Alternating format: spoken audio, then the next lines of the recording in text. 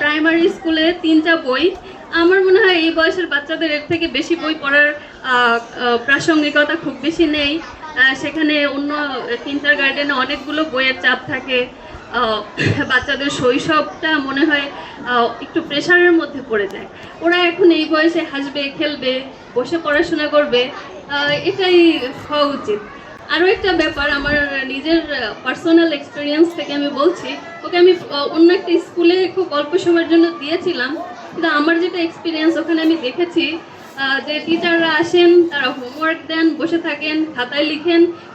শিক্ষার্থীদের সাথে তাদের সময়টা অত্যন্ত কম, যে তাদের সাথে কথা বলবে বা খেলবে বা যেটুকু শেখাবে সেই সময়টা অনেক কম দেন। কিন্তু এখানে এই ব্যাপারটি নেই।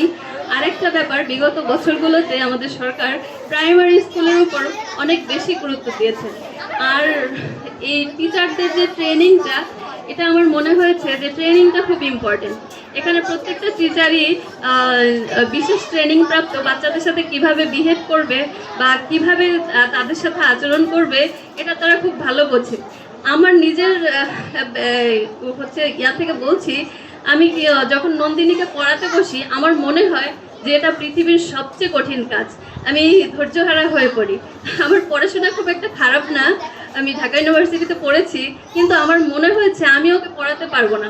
এর একটা কারণ হচ্ছে আমার ওই ট্রেনিংটা নেই। বাচ্চাদের সাথে কিভাবে আমি অ্যাটিটিউড করব বা কিভাবে আমি বললে ও সেটা বুঝবে, এটা আমার নেই। আমি যতই পড়াশোনা করি, এটা একটা বিশেষ দক্ষতা যেটা টিচারদের আছে।